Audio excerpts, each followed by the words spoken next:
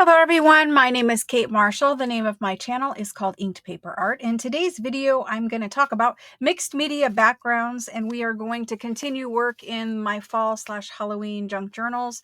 They are ring-bound journals made out of super oversized bingo cards. And so I made a bunch of mixed media backgrounds a long time ago, actually. And so I just used a bunch of different techniques. You can see I've got some texture paste, crackly paste. This is glass bead gel that kind of looks like glass. And so I've got a bunch of different ones, embossing with some resist sprays and some mica sprays. I've got just paint splattery ones here. There's some braille that just has some colored dyes sprayed over it. And I've got offcuts. These are some resist ones. And so I've just got a bunch of this stuff laying around. We need to repurpose this into actually pieces that can go in these junk journals. So I'm not looking for scary. I'm looking for fall slash light Halloween. So I do want to make these into tags and tucks and possibly pockets, journal cards, whatever. Let's go ahead and pick out some and start playing with them. Some of them we'll be adding die cuts to. I did use some Sizzix die cuts over here. Some will be leaving plain as they are. It just depends. We'll be embellishing them further, collaging on them. But for now, the first ones that I can see that I want to play with are these ones because they are the most finished in my opinion. And then we'll go through this pile and pull out some that I think need more work. These three here, they are already on mixed media watercolor thick cardstock. They could very easily, quickly, hopefully, be made into some tags. You could put a focal point on them if you want to. You could leave them plain. I think these ones are pretty enough as they are to just cut into tag shape and leave as they are. These ones over here, again, they already have the glass bead gel. And if you're not familiar with it, I will link the glass bead gel in the description box below the video. I love using the glass bead gel. It looks far prettier in person than I can get it to show up on camera. But its point is, it's a gel that you do through a stencil, and it actually has little glass beads in it. So it's a way of getting that, bead look texture. And so, yeah, let's go ahead and use these first. Now, I do want to ink around the edges, bring in a little bit of inking. Let's cut them into tag shape. I don't know that I want to cut this one into tag shape because it's got that up there at the corner. These ones I think we can cut into tag shape. And I'm going to cut this one this way. So I'm just going to snip it.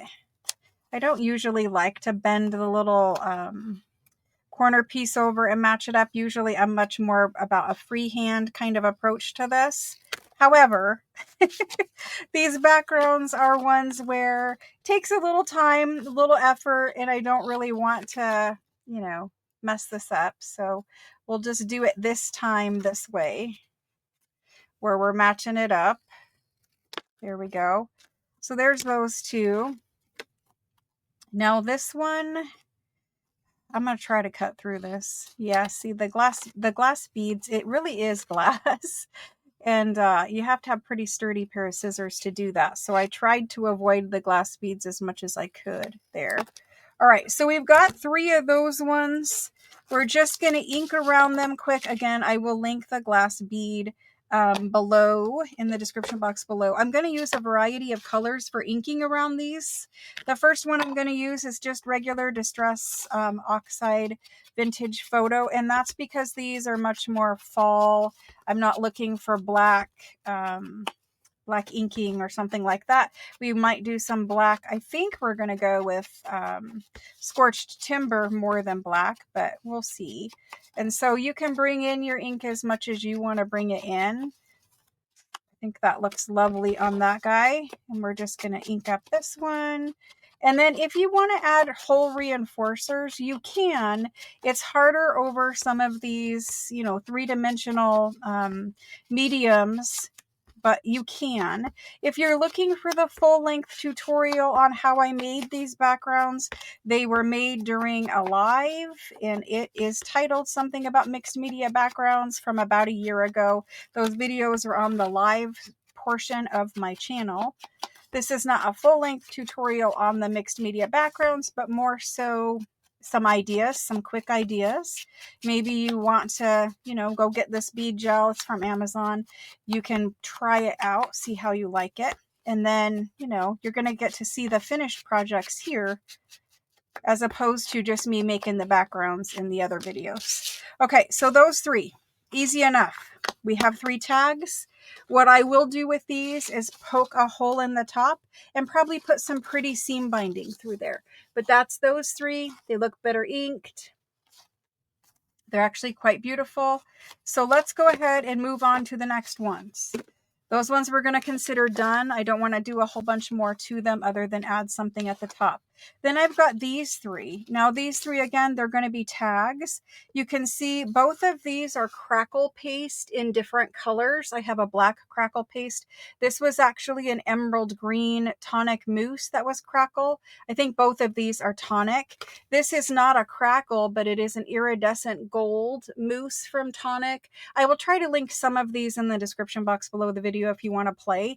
And so these were done, and then so I put the mousse on first, then I put the sprays over the top, and it's just oxide sprays over the top. This one has some iridescent spray over it as well. So for these, I think we're just going to cut them into tag shape. I do have some focal points. I'm not sure that these are the type of backgrounds that I want these focal points on, but this is the focal point I picked out for some of these simple little Tim Holtz Thinlet. This one is called Wildflower Stems number 1, and it has some really nice large flowers on it. And so I thought if I was going to put a focal point, maybe we would do something like that on there. I like to layer, and I'm not sure that this is going to provide enough layering. And at the same time, I don't want to cover up too much of the mixed media background. So for now, I'm going to cut them into tag shape. We're going to ink around them, and then we will come back to these focal points here and see what we want to use. So tag shape, I mean, it could go either way. For me, I think I like it like this. I'm going to cut that one a little bit bigger, and we'll just match these up. Today and today only, I will use the cheat method instead of hand. I think I do better when I hand cut them. And so this guy, maybe we want it to be like this, and we'll cut off most of this white up here. So there's that. And so, yeah, there is a full-length video on the channel from about a year ago about those backgrounds. And I just took a old pizza box, all my mousses and textures and sprays, and just had fun. And it's nice to have a day like that where you just get to play and you're not really making anything specific. You're just playing. And so that's those 3. Now for hole reinforcers on these, I will probably do black or scorched timber. For these 3 hole reinforcers, I'm not going to put them on because the glass bead won't let you. It's debatable if I can get them. Probably on these 2, I doubt it'll stick to that one, but we'll see about that. Let's go ahead and ink these. Now, you could ink in Vintage Photo. I might try scorched timber. I think scorched timber is going to be a better look. It's a cross between. So if you look at even the blending foams that I have here, let's look. So I don't have a black blending foam in here, but this is basically the way that the Tim Holtz colors go. You have your regular Vintage Photo Distress Oxide. I never use Vintage Photo just by itself, only the oxide kind. And then you have your black soot down here at the bottom. I lined that up wrong. This is Vintage Photo. Then this is your scorched timber, and this is your black soot. And so if you see these held in my hand, Vintage Photo, scorched timber, and black soot, it's a really good representation. Vintage Photo black soot, and scorched timber is right in between. And it is that perfect cross between a vintage photo brown and a black. It's a black brown. Okay. And that gives me the black dark look I'm looking for without being too black. Sometimes black can be a little too cool. You know what I mean? It looks a little strange. So we're going to actually use the scorched timber. And it's going to look a little black, but mostly a dark brown. And that's perfect. The black would have been too cool looking for me. I want warm, and I'm going to fill in right there and kind of blend in some of that. Perfect. You can see a little bit of the crackle mousse peeling off. That's to be expected. It's crackly. So, of course, as you're running a blending foam over it, it does tend to peel off a little. No big deal. Doesn't harm anything. And so this is scorched timber over a dark violet. Lovely. I know that I don't particularly like the black soot. I usually will go for scorched timber instead.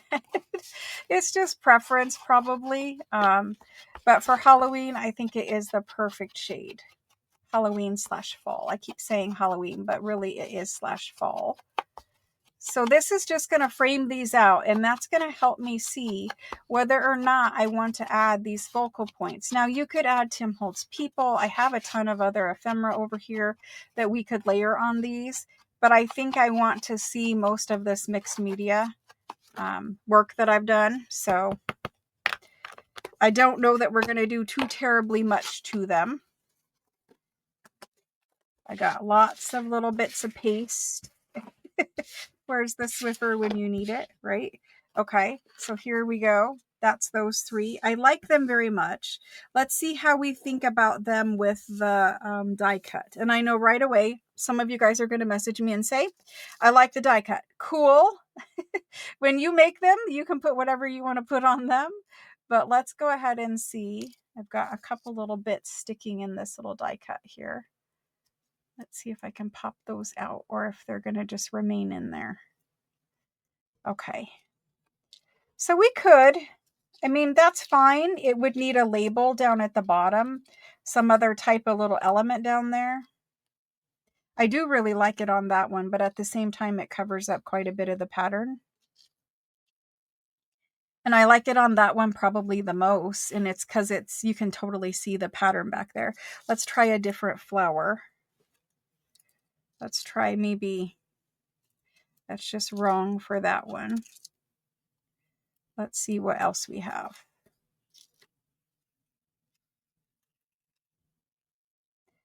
It's just a little too small maybe for that one, but we do have some other elements that we could layer in.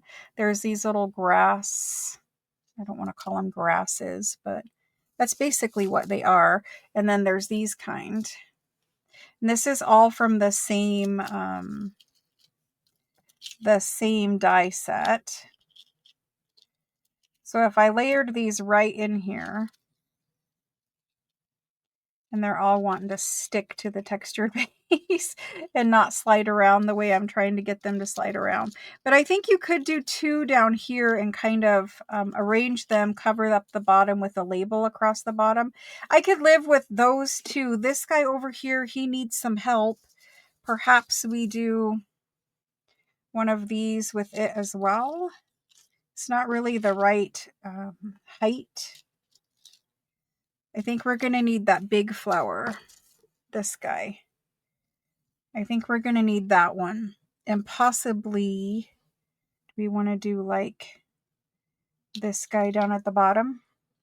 I think those would be fine. I could live with that. I can see my texture paste enough, and it will make you guys happy if I use them. I know that right off the bat. You guys are not shy of telling me. So let's go with these. We're going to need some labels, and I don't know that at the moment I have the labels that we will use for these, but that's okay. We can add labels later. Let's use, do I have, I have a Tim Holtz sticker book here, and now it has a lot of words and people pictures. It doesn't really have labels. So I am going to need to find labels somewhere else, but that's okay. We will find labels at some point. For now, let's finish these the way that we have them. And I'm going to stick art glitter glue. Now, doing these little fiddly die cuts, my preference would be just to put some art glitter glue on a mat and dip them in. And I think that is what I'm going to do, with the exception that some of them I will dip in and then add additional glue. And I'm just trying to poke out these last couple little things I can see. Fiddly little die cuts. And I ran these through the Anna Griffin machine. And usually the Anna Griffin machine cuts Anna Griffin dies great. And it doesn't love the Tim Holtz or the Sizzix ones. I don't know why. The sandwich, I've even added extra shims to it. It prefers Anna Griffin dies. So I think we're not going to mess with little things that are stuck in them. And we're just going to put some glue on a mat, dip them in, and lay them on our focal point. Now, you may not want to do this method because it's kind of wasteful of glue, assuming my glue feels like working today. Let's find out together.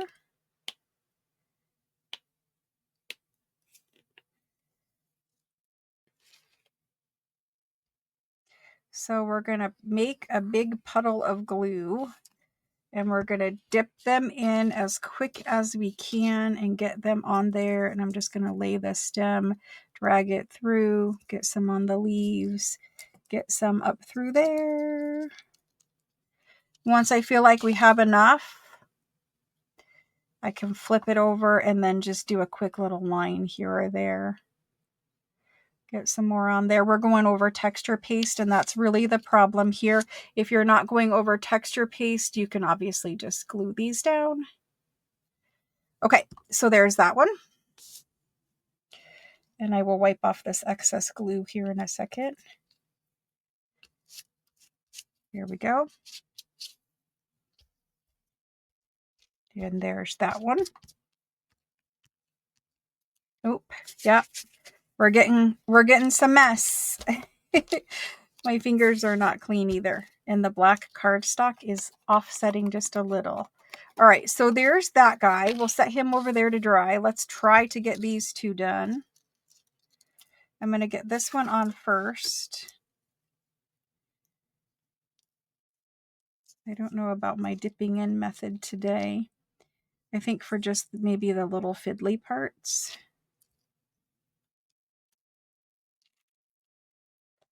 Yeah, I got some. Not really as much as I'm going to need.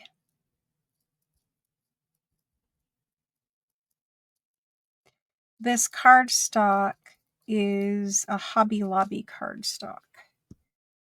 So let's get that one on. And I am keeping it up just a tad bit, and we're going to cover it with the label, so it's not going to matter.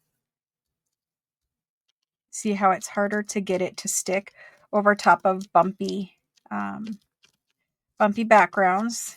Not a problem. And then I'm going to try to pick up what I can pick up on this flower head. We'll see what we get. And then we'll do this.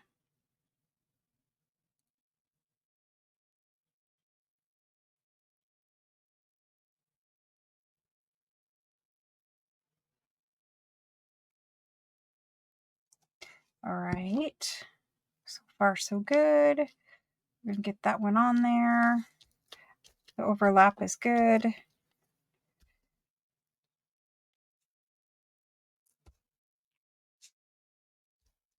And I'm just using the side of my hand to press them on there. Okay, so those look pretty good.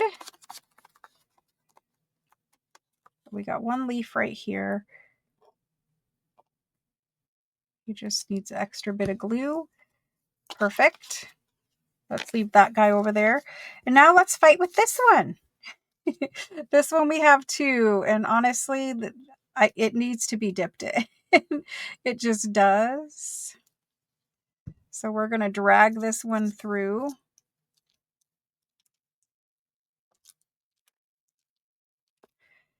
and then we'll come from the stem down. All right, so I hope that you guys are going to pull out some mixed media. We're not done yet. We're going to do some more from this pile, but I hope that you guys will pull out some mixed media watercolor cardstock. Do your sprays and your inking techniques, your texture pastes. Make up a bunch of backgrounds. Just pick a day to play. Do not do it when you've got like a big, huge project in mind and you're like trying to make something. That's not the day to experiment with mixed media.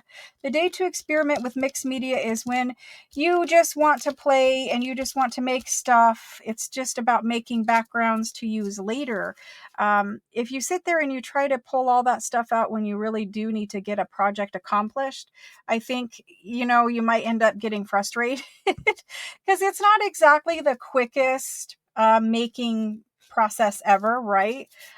So don't do it when you are sitting there trying to be like, oh, I need one pocket, or oh, I need one tag. That's not really, in my opinion, the most enjoyable way to do it. The most enjoyable way in my book is to sit there and play on a day, maybe a Saturday, when you have some time and you can devote that time to just playing and messing around and seeing what works and what doesn't work and what you like and what you don't like. And so pull them all out. Most of us have them and they sit on our shelf and they dry out before we ever use them. If you're like me anyway. And so this is just a reminder about those things. So there's those ones. We will let those dry a little bit more and then I will come in and tack down anything that did end up coming back up. But there's those three. There's those three for now. Okay. Not finished, but for now, there's those three. Let's move on and look and see what else we have in this pile. I need to clean some glue quick off the end of that nozzle. Good. So we did the ones that we just cut into tag shape and we did the ones with the black die cut. Let's clean up that for 1 second. Dump that into the trash can and we'll let that glue dry. But also in that pile is the rest of these. Now I have some cut up master boards that were left over from last year's Halloween project. So we'll have those to put some focal points on when we make some journal cards and ephemera and that kind of stuff. So there's those ones. But also in this pile are these. And I have some over here that I want to make pockets out of. So these ones were Distress Resist Spray. And then this one had some stamping on it. That could be made into a journal card right there as it sits. That would be fine. Just need to back it and ink around it. This one is a wonderful background. It will need a focal point, but it's a wonderful background for a journal card or a tag. These ones, I actually have 3 over here. And what I want to do with these, I'm hoping you guys can see the shimmer. You can see the shimmer a little bit, but what you can't see is it's green and purple. The camera just isn't going to pick up the green and purple very well. You can see a hint of it, but they're green and purple. And I'm going to make these tuck pockets on the pages. So all I'm going to do with them right now, they're just cardstock that needs to be backed with something sturdy, like another piece of cardstock. And then they're going to go on pages as tucks. So those are for sure getting used. This guy over here, I think we'll save him for another project. I already have the other 3. Don't need that. This one I think I'm going to save for like a bee journal. It's kind of got a honeycomb pattern through it. So we'll save that for bee journal. This one has some stamping and some resist spray. It definitely needs some focal points. It could be a journal card. I'll set that one off to the side. That's again the honeycomb spray. It's kind of hard to pick these things up on camera, but because the lighting. But this one for sure was a Halloween tag, so we could use that. Let's see what this one is. Again, that could be Halloween tag. This one could be Halloween tag. So we do have some other mixed media things in here. Then we've got a lot of offcuts. And we get to the Braille section. The Braille makes awesome patterns when you spray on it. And so we could pull 3 of those out and use those for journal cards. I've got some other colors here, but I like those ones more. Then we get to the splatter section. These are just paint splatter little bits. I'm just going to make those into tags. We have some stamping. These ones have fall leaves stamped on them. And then we have some splatter kind. And I like the splatter kind. So let's pull out 3 of those and we'll use those for tags. We could use those for pockets too. There are some nice larger ones. Let's see about using some of those for pockets. Like they could go across the bottom of the page as pockets. And you could use the front or the back side. It doesn't really matter. Just some mixed media pieces in there. And then I've got this one up here in the front, which I like very much. Let's go ahead and use that one too. Okay, so I have a lot left over here, which we'll get to doing more of in the video. But let's make some of these quick. So these ones we talked about, I'm just going to back them to cardstock. They'll be put on as tucks. This guy can just be back to cardstock. Let's make these 3 tags. Let's make those. So they need backed, but I'll worry about doing that off camera. For now, let's figure out which section we like better. I'm going to cut off the top section of this one. So let's cut that one. I might cut off the bottom section of that one. So I'm just going to line those 2 up. Put those in the trimmer quick. Now, Distress Resist Spray is another Ranger product, and you've seen Tim Holtz probably use it a lot. Distress Resist, you spray it through a stencil, and it resists your color spray when you spray over it. So, basically, I've sprayed the Distress Resist Spray. That's what creates the pattern back here through the stencil. And then when you spray your Distress spray over the top of it, it puts the color on, but it doesn't go where you've got the resist. So hopefully you guys can see it's a little shiny where the resist is. It's kind of how that looks. And so we're just going to put some people on them, I think. I'll save these as little tag offcuts. I've got a big thing of glue stuck to my finger. Let's get working on these. So we've got 3 and some ephemera. There is bags and bags of Tim Holtz ephemera over there. Okay, so we're going to back them. So the fact that they're curly, not going to care about that at the moment. However, we have options for putting like people on these.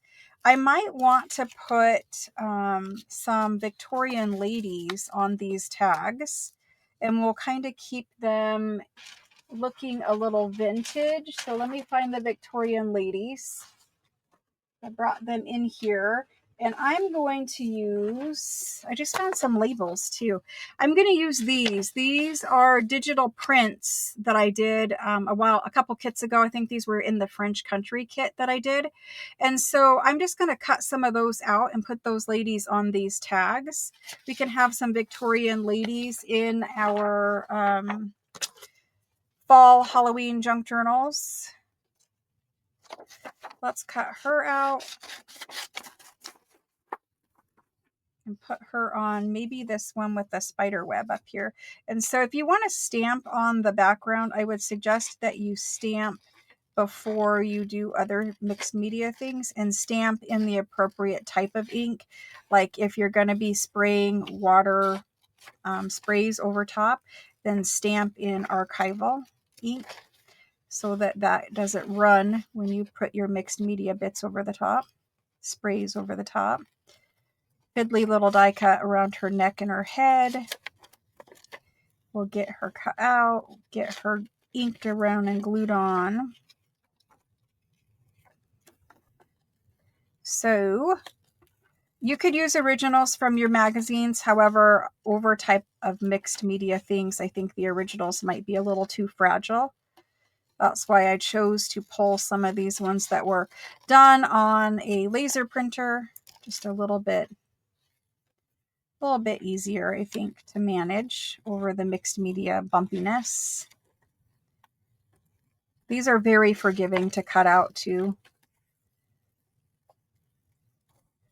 Very forgiving, fun little elements. Love their little shoes. And you could get as fussy with the cutting as you wanted. I tried to stay pretty much on the line. And we'll leave her feet together. Or maybe we won't. Maybe we will. Maybe we will cut them out. I just don't want to end up cutting the high heel of her boots off. There we go. I think maybe she's going to go on that one. She looks cute. Okay, so let's keep going with that. We've got another one here. This one's pretty tall. We have the one with the little doggy, but I think she's too wide to fit on there with the little dog. Let's see about using this lady. Now I'm doing 3 of these, one for each of the 3 journals. I will not usually put the same type of tag or pocket or whatever in the same journal, but one of these for each of the 3. So today's idea is really to get out your sprays and your texture paste and whatever and have fun. And then you get to see me finish some of the ones off from last year that I didn't get to. So we should be done with these fall projects this week, and I will be mixing in some other, other ideas as we go. Trying to get these journals finished so that they can get off to their new homes. They're not claimed yet. I'll do a flip through video when they are completely done, and then if you're interested, you can claim from there. So maybe she can go on there. She's just about right for it. Okay, we have one more tag that we need a lady on. You could use the back of the lady. That would be fine. I don't think I'm going to. Let's see how she looks. Let's see how she looks back there.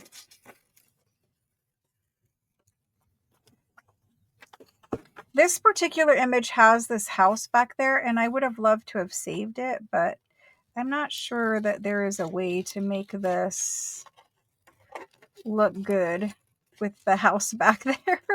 So I think we're going to skip it, but I do love the house back there. That's why I chose that particular image. In the French country journals, it worked. So at the current moment, plus the 3 Halloweens that I found unfinished from last year, I still have 12 unfinished journals. And Christmas kits are coming, so I need to at least finish the Halloween before I begin Christmas. And I only got out the Halloween because you guys asked for the leftover kits from last year, which have been sold. I don't have any more of them, but they made those bingo card journals. We'll have other, fall or Halloween, probably more fall kits in the future. But Christmas ones are coming. All right, so let's see how she looks back there. She doesn't look bad. She does not look bad. I can put her on there. She's really tall. Really, really tall.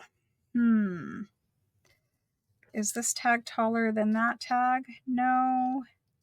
Just slightly. But I don't think we want her on there. Yeah, it's not really the same look.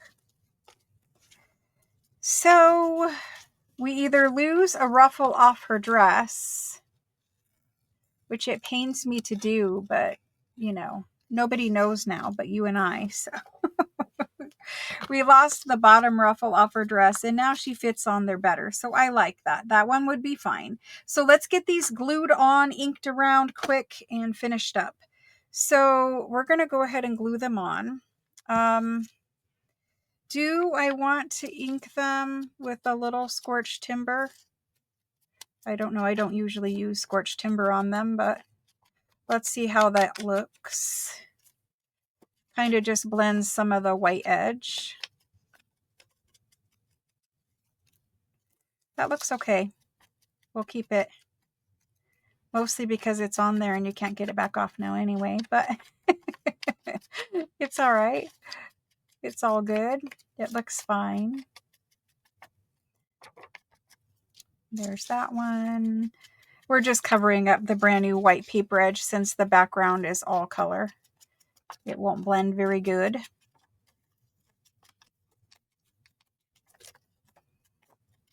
So the original French fashion magazines that these ladies came out of are listed in Etsy if you want them. Okay, let's move on to gluing them. Let's use glue stick for these. We might use glue stick and then add just a little bit of art glitter glue to tack over top of the mixed media. This is a brand new glue stick, and it started out super dry and then super wet. So here's what it is. It's becoming very messy indeed. Probably don't need to add any extra glue since there is so much back there. But let's get her positioned on there.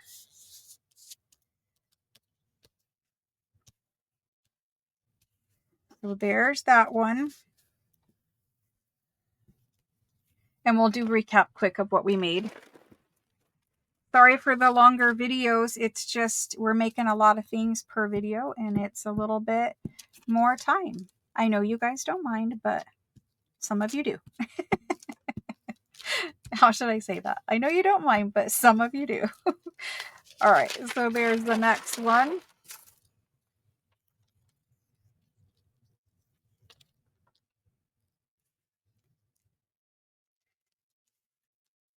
Let's scoop it up just a little bit more. There we go. And so these ones were just taken directly out of those magazines. I just put them on the color laser printer and printed them right off. One more to go. Tag shape, ink around, and done. So in this project, little video, we made 9 pieces of ephemera from leftover mixed media. I talked about a few more that I'll make off camera because they're just simple, you know, needing to be back to cardstock, and then I'll show you where I put them in the journals.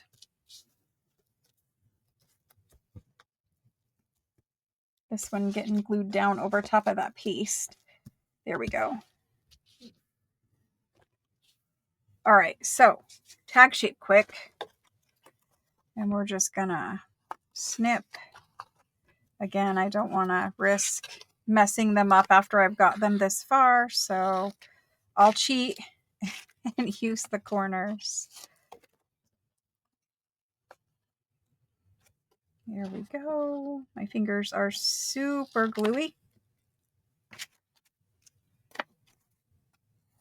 I love these. They came out super cute. And hopefully you guys are inspired to play with things that you already have and use them up.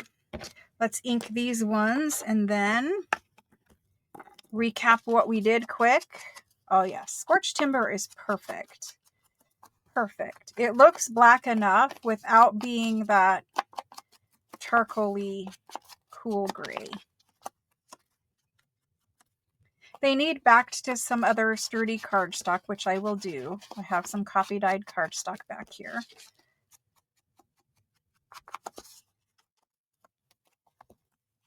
But at least we've got them all decorated.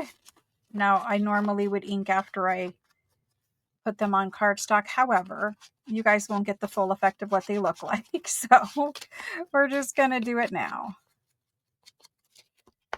All right. Getting there. Getting there.